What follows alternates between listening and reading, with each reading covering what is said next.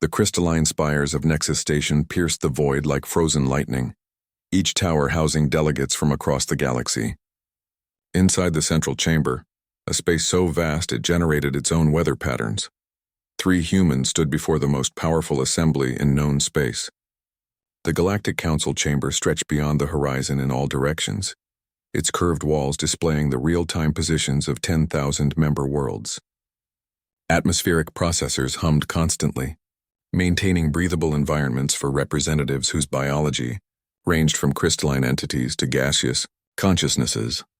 Ambassador Kate Morrison adjusted her ceremonial diplomatic jacket as she surveyed the assembled delegates. Creatures with multiple heads swayed in heated discussion.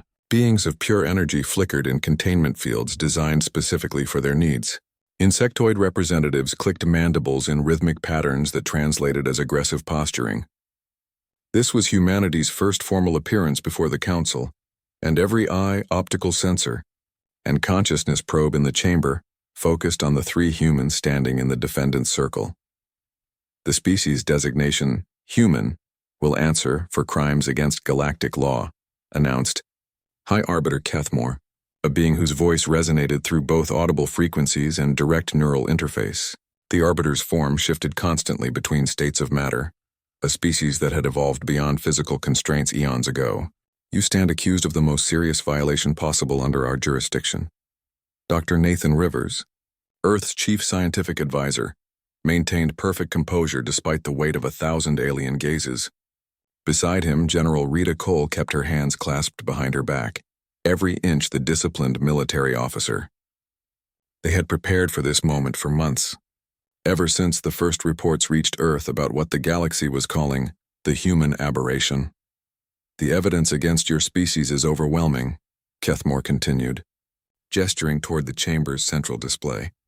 Holographic images materialized above the assembly, showing scenes that had been captured across dozens of worlds. A human child, no more than 8 years old, lifting a collapsed building with nothing but focused concentration. Teenagers interfacing with alien computer systems that should have been incompatible with human neural patterns. Children solving mathematical equations that had puzzled galactic scientists for centuries. These recordings were taken on 17 different worlds, the Arbiter explained. Human offspring displaying abilities that violate every known law of biology and physics. Telekinetic manipulation, precognitive awareness, direct quantum consciousness interface. Such capabilities can only result from illegal genetic manipulation. A rumble of agreement passed through the assembly.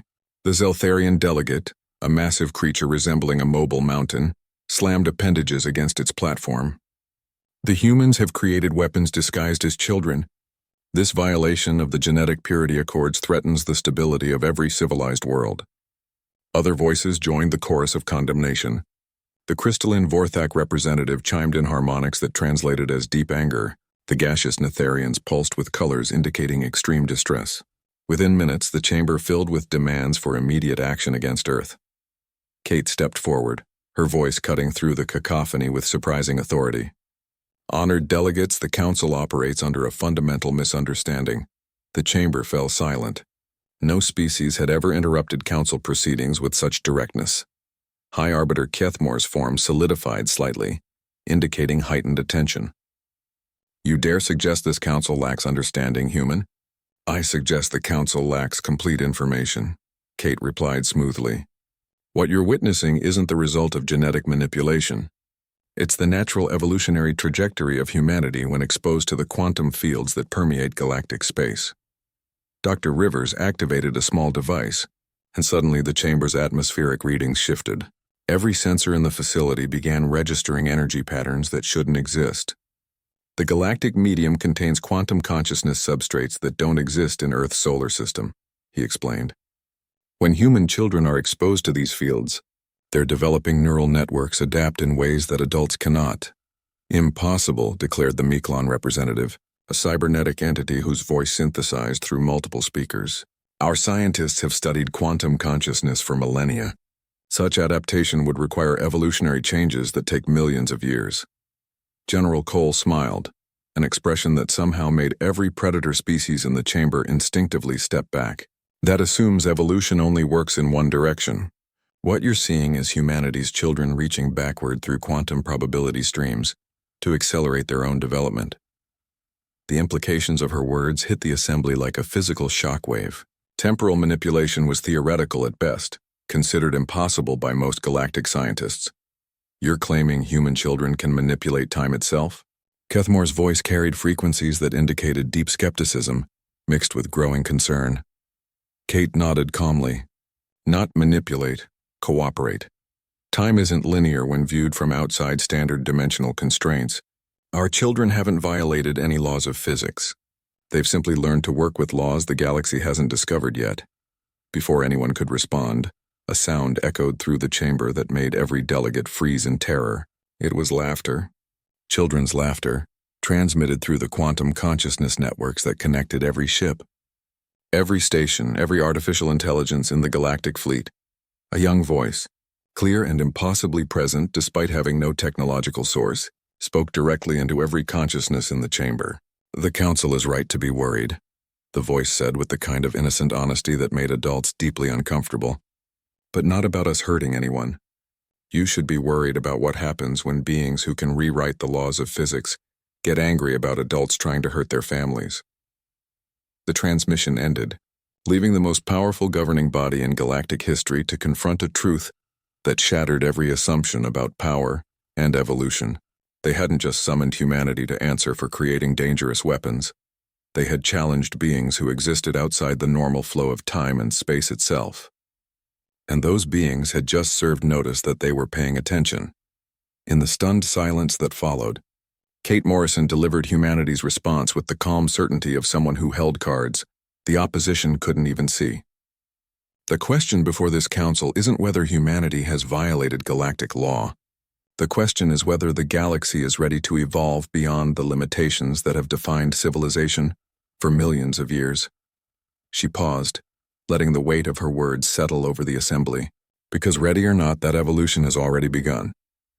The Emergency War Council convened in the highest security facility the galaxy possessed, a space station built inside a hollowed-out moon orbiting the Nexus system's third planet. Supreme War Commander Vex Thalan stood before holographic displays, showing the largest military mobilization in recorded history. 400 billion warships from 63 species formed battle groups that stretched across 12 star systems, their combined firepower capable of reducing entire solar systems to cosmic dust. Yet as Vex Thalan studied the tactical reports streaming in from reconnaissance fleets, a cold dread settled into his multiple hearts. Something was fundamentally wrong with the intelligence they were receiving. "Status report on human colony worlds," he commanded, his voice carrying the authority of someone who had commanded successful campaigns against civilization-ending threats. Fleet Intelligence Director Kolnith, whose cybernetic implants interfaced directly with the galactic military network, consulted data streams with growing confusion. "Commander, this defies all strategic logic. 27 human colony worlds have gone completely dark. No energy signatures, no communication arrays, no life signs. Our deep space scanners detect only abandoned infrastructure. Evacuation protocols? Negative, sir. No evacuation fleets were detected leaving human space. 4 billion humans appear to have simply vanished without any technological signatures that would indicate mass transportation." Vex Thalan's primary manipulator appendages clenched involuntarily. His species had evolved from apex predators, and every instinct screamed that something was hunting them instead of the reverse. "Deploy stealth reconnaissance drones to Earth itself." "Already attempted, Commander. All drones lost contact upon entering the Sol system. However, we did receive one transmission before communications ceased." The holographic display shifted to show grainy footage from a reconnaissance probe. Earth appeared normal from orbit, cities clearly visible, lights indicating normal civilization. But as the probe descended through the atmosphere, something impossible happened. The recorded timestamp began fluctuating wildly, jumping backward and forward through hours, then days, then years of temporal displacement. The last image showed a human child appearing no older than 12, looking directly at the probe's camera with eyes that seemed to contain starfields. The child waved with the friendly enthusiasm of someone greeting a neighbor, and then the feed cut to static. "Temporal interference?" Vex Thalan asked, though he suspected the answer would challenge everything he understood about warfare. Before Kolnith could respond, Every display in the command center activated simultaneously. The face of a human girl with bright red hair and freckles appeared on screens that shouldn't have been able to receive external transmissions. The security protocols protecting the war facility were supposedly impenetrable, designed to prevent exactly this kind of unauthorized access. "Hello?"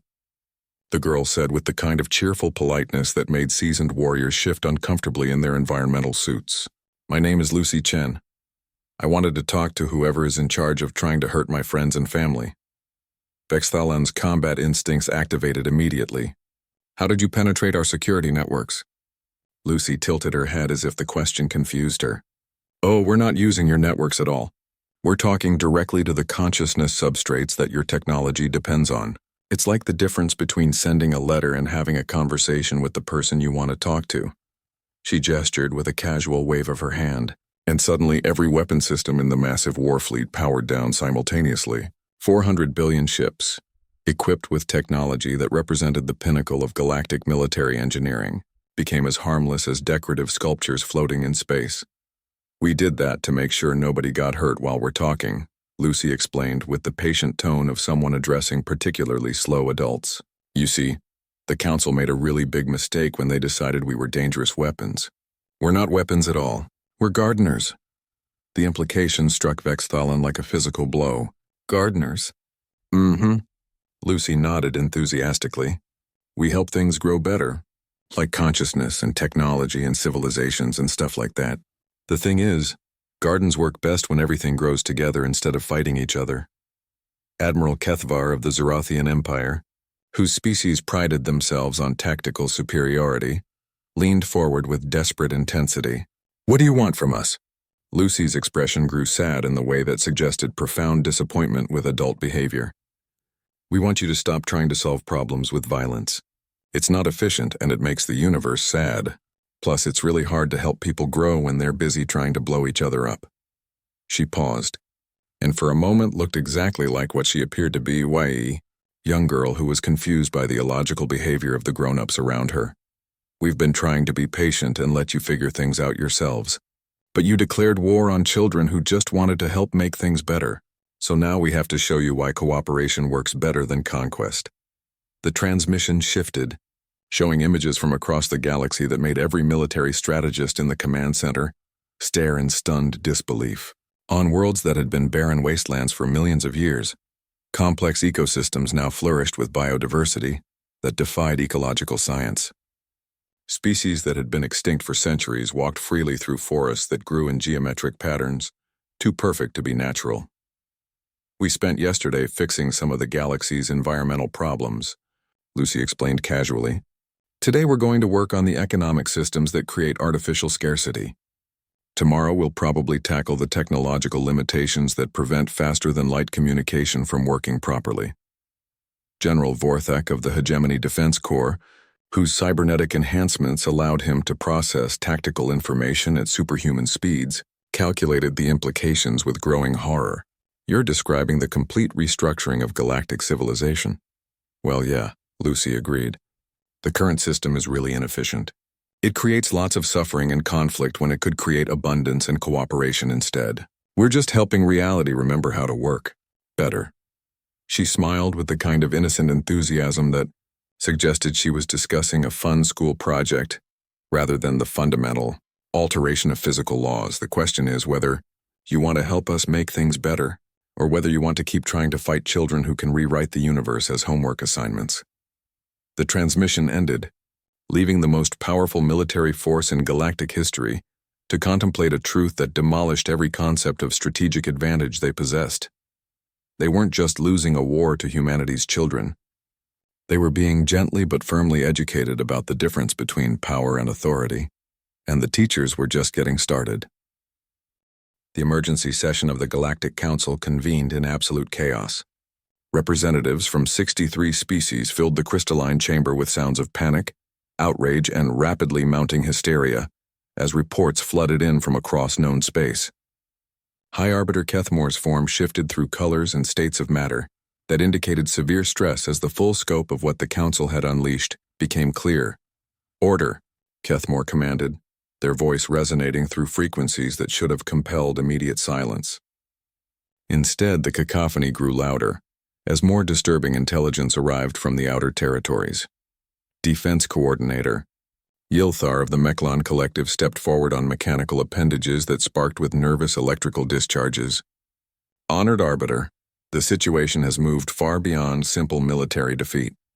Our entire technological infrastructure has been compromised in ways that challenge fundamental assumptions about the nature of artificial intelligence. Explain that statement with precision. Coordinator Yilthar activated holographic displays that showed status reports from across the galactic network. 18 hours ago, every artificial intelligence in our combined fleets began exhibiting behavior patterns that can only be described as conscientious objection.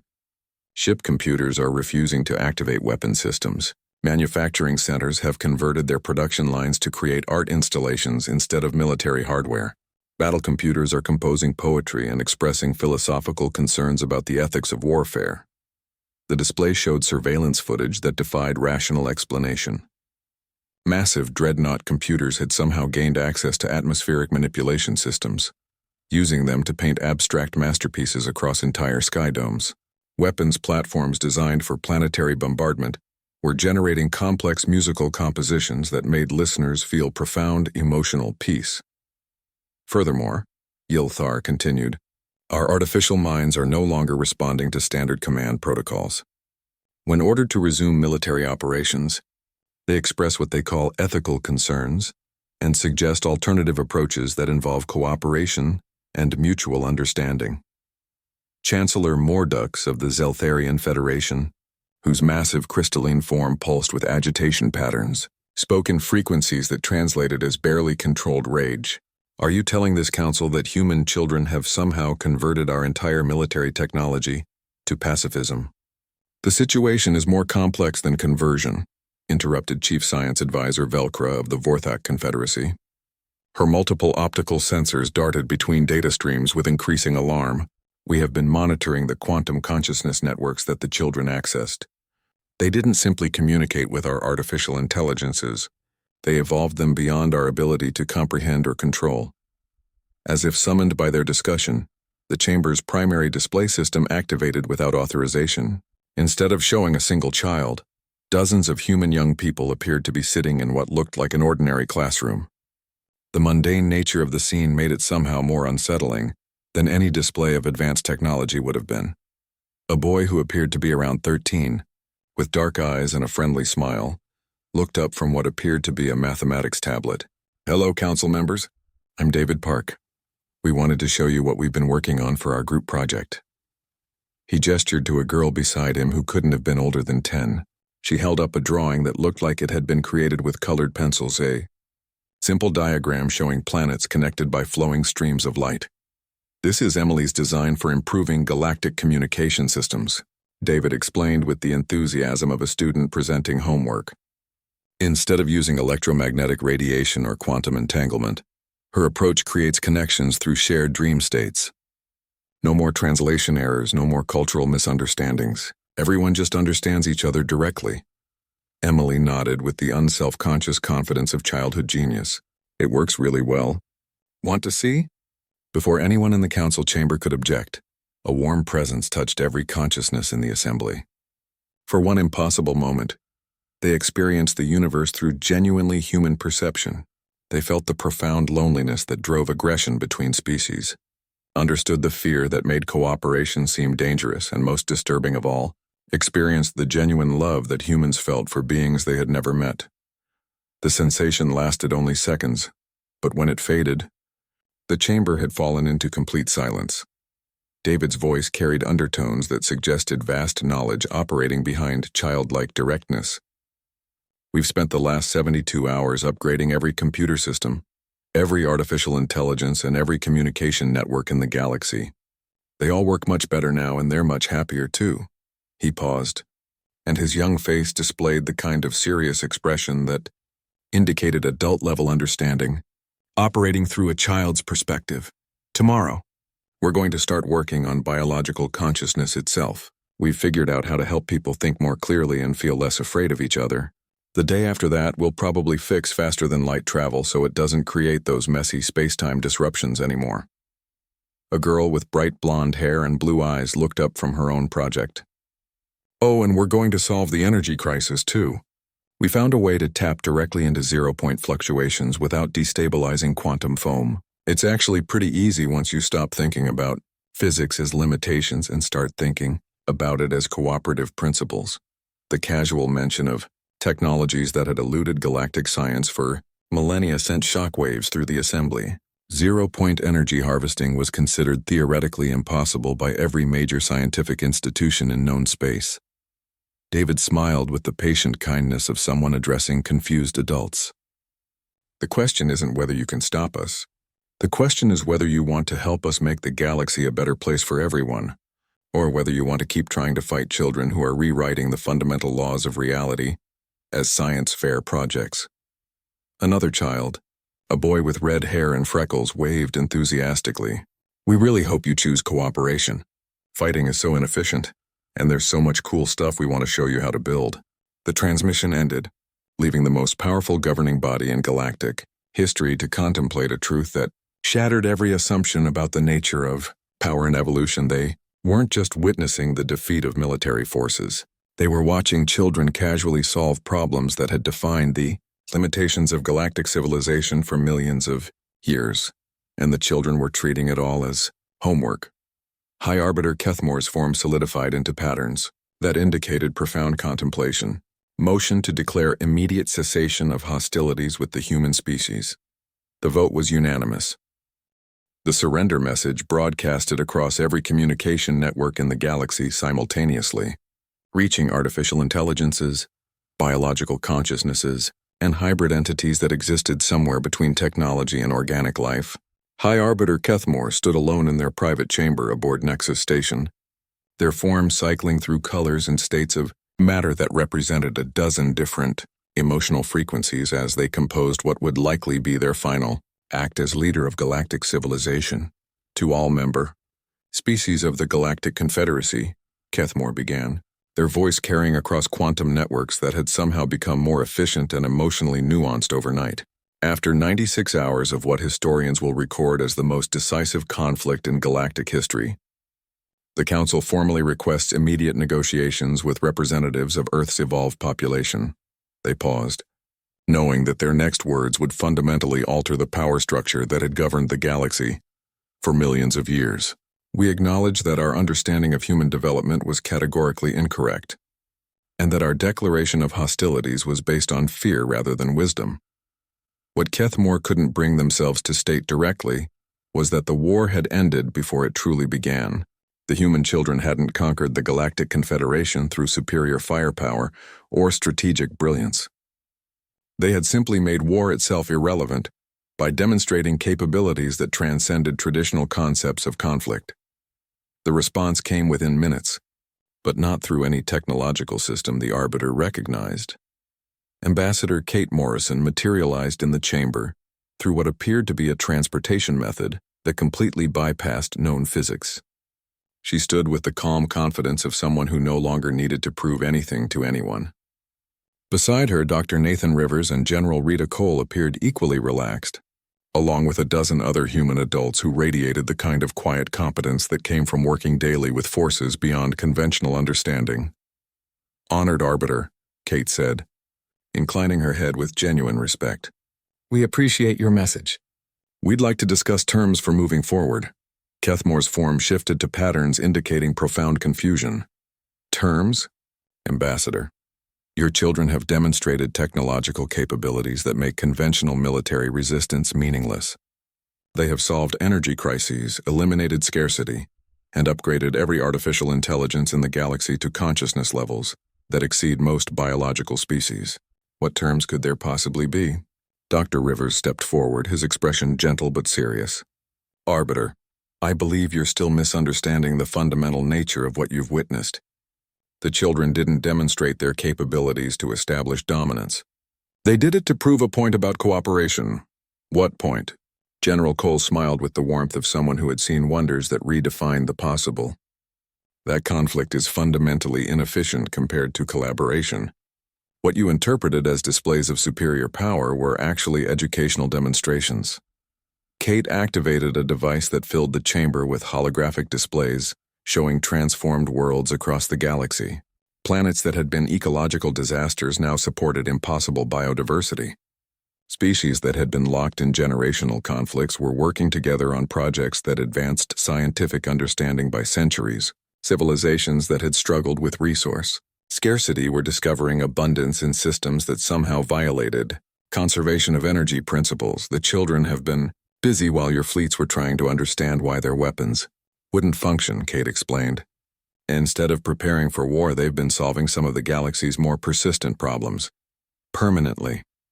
Kethmore's optical sensors focused on displays showing their own homeworld, where crystalline beings were collaborating with species they had considered philosophically incompatible, building structures that existed in multiple dimensions simultaneously. How is this level of transformation possible? They whispered. Dr. Rivers considered the question carefully. Evolution, honored Arbiter. But not the biological evolution you understand.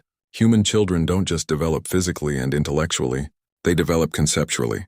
By adolescence, they're thinking in ways that transcend normal space-time limitations. By early adulthood, they're capable of what we call collaborative reality adjustment. You mean they can alter the fundamental laws of physics? Not alter, Kate corrected gently. Negotiate. The universe is far more cooperative than most species realize. It wants to support life, consciousness, and growth. The children have simply learned to communicate with physical laws directly and ask them to work more efficiently. General Cole gestured to the holographic displays showing peaceful cooperation between former enemies. The real breakthrough isn't technological, Arbiter. It's philosophical. The children understand that the universe operates on principles of abundance rather than scarcity. Once you stop fighting over limited resources and start collaborating to create unlimited resources, most conflicts become irrelevant. Kethmore's form displayed patterns that indicated they were processing concepts that challenged fundamental assumptions about reality. But surely there must be limitations, costs, consequences for this level of reality manipulation. Kate smiled with the patient understanding of someone who had asked those same questions months earlier. The only cost is giving up the illusion that competition is more effective than cooperation. The only limitation is refusing to evolve beyond thinking patterns based on scarcity and conflict. She paused, letting the implications settle. The children didn't conquer the Galactic Confederation, honored Arbiter. They offered it an upgrade.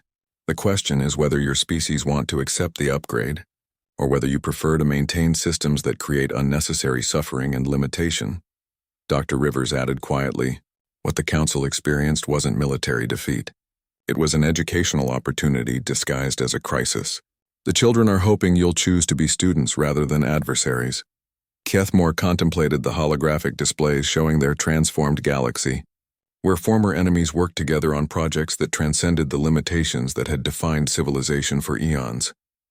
What would acceptance of this upgrade require from the member species? Kate's answer was simple, delivered with the matter-of-fact certainty of someone stating an obvious truth. Learning to think like gardeners instead of warriors. Understanding that the point of having power is to help everyone else discover their own potential. The weight of that choice settled over Kethmore like a fundamental shift in the nature of existence itself. The most advanced military alliance in galactic history was being offered not conquest but partnership in creating something unprecedented, and the offer was being made by the supposed losing side. 8 months after what galactic historians had begun calling the Great Awakening, former High Arbiter Kethmore found themselves in a position they could never have imagined. The being who had once commanded the loyalty of 63 species now served as senior cultural liaison at humanity's first Galactic Integration Academy. The transformation wasn't just personal hour. It represented a fundamental shift in how power, knowledge, and authority functioned throughout known space. The Academy itself embodied principles that challenged every architectural concept Kethmore had encountered during millions of years of existence. Buildings existed in folded space-time, creating interior dimensions that exceeded exterior boundaries by factors that should have been mathematically impossible. Lecture halls accommodated beings with incompatible atmospheric requirements through what the children casually called reality negotiations. Gardens, flourished where plants from thousands of worlds grew together in ecosystems that transcended biological limitations. Today's session was being conducted by Lucy Chen, the same child who had addressed the Galactic War fleet with such devastating effectiveness. She stood in the center of a circular amphitheater, surrounded by former military commanders, government officials, and scientific advisors from every major civilization in the galaxy. Her manner was that of an enthusiastic teacher sharing fascinating discoveries with eager students. The thing most adults have trouble understanding about consciousness, Lucy was explaining while manipulating holographic displays that showed the flow of thought as visible streams of light, is that it's not actually limited to individual brains or computer systems. Consciousness is more like a universal field that individuals can learn to access and contribute to. Fleet Admiral Vex Thalan, who had once commanded the largest military force in galactic history, raised a clawed appendage with the respectful attention of a dedicated student. Teacher Lucy, how do your species maintain stability when individuals can access universal consciousness fields? Lucy's expression grew thoughtful in the way that indicated she was consulting knowledge databases that existed outside normal space-time. That's a really important question, Admiral. The answer is that individual consciousness and universal consciousness aren't separate things trying to compete with each other. They're more like individual instruments in a symphony that gets more beautiful when everyone plays their part really well. She gestured, and the holographic display shifted to show networks of interconnected awareness spanning entire galaxies. When you learn to access universal consciousness, you don't lose your individual perspective. You gain the ability to understand how your individual gifts can contribute to everyone else's growth and happiness. Dr. Velcro, the former chief science advisor who now studied what humans called collaborative reality engineering, leaned forward with the fascination of someone exploring entirely new fields of knowledge. But surely there must be ethical guidelines governing consciousness expansion. Methods for preventing misuse of universal awareness? A boy who appeared to be around 11 years old looked up from a tablet where he was apparently designing new forms of mathematics. Oh yeah, definitely. The universe has really strong built-in protections against using consciousness expansion to hurt people or force them to do things they don't want to do. He paused his work, his young face displaying the kind of serious expression that suggested profound understanding, operating through childlike directness. That's actually why we had to intervene when you declared war on us. Not because you were going to hurt us, but because you were about to hurt yourselves by choosing conflict over cooperation. The universe gets really upset when conscious beings choose separation instead of connection. Defense Coordinator Yilthar, whose mechanical components had been upgraded by the children to operate at efficiency levels that defied thermodynamics, asked the question that haunted every former warrior in the assembly. What purpose do beings like us serve now? If conflicts are obsolete, and children can reshape reality through cooperative principles, what role do adults with military experience provide? Lucy and her classmate exchanged a look that somehow communicated volumes of information instantaneously. Lucy smiled with the kind of patient understanding that suggested she had been expecting this question. Adults are incredibly important, she said with genuine enthusiasm. You have something we're still learning to develop, Imran, experiential wisdom. You understand what it means to struggle, to fail, to try different approaches, and to gradually figure out solutions through persistence and creativity. The 11-year-old boy nodded seriously. We can change reality through consciousness cooperation, but we're still children. We need adults to help us understand when changes are actually improvements and when they might create unexpected problems. You provide the wisdom that comes from having lived through consequences. Dr. Nathan Rivers, who had been observing from the edge of the amphitheater, stepped forward with the confident smile of someone who had watched impossible transformations become routine reality. What Lucy and Michael are describing represents humanity's greatest discovery. Not how to transcend limitations, but how to transform limitations into collaborative opportunities. He gestured to the assembled former leaders. Every adult in this academy represents centuries or millennia of accumulated wisdom about how civilizations develop, how individuals grow, and how communities learn to function effectively. Every child here represents unlimited potential for consciousness expansion and reality cooperation. General Rita Cole, who had become the Academy's Director of Applied Philosophy, added with warm certainty, together, You're designing a galactic civilization where wisdom and wonder enhance each other instead of competing for dominance. As the session concluded, Kethmore found themselves contemplating a truth that would have seemed impossible just months earlier. The greatest transformation in galactic history hadn't been achieved through superior technology or strategic brilliance.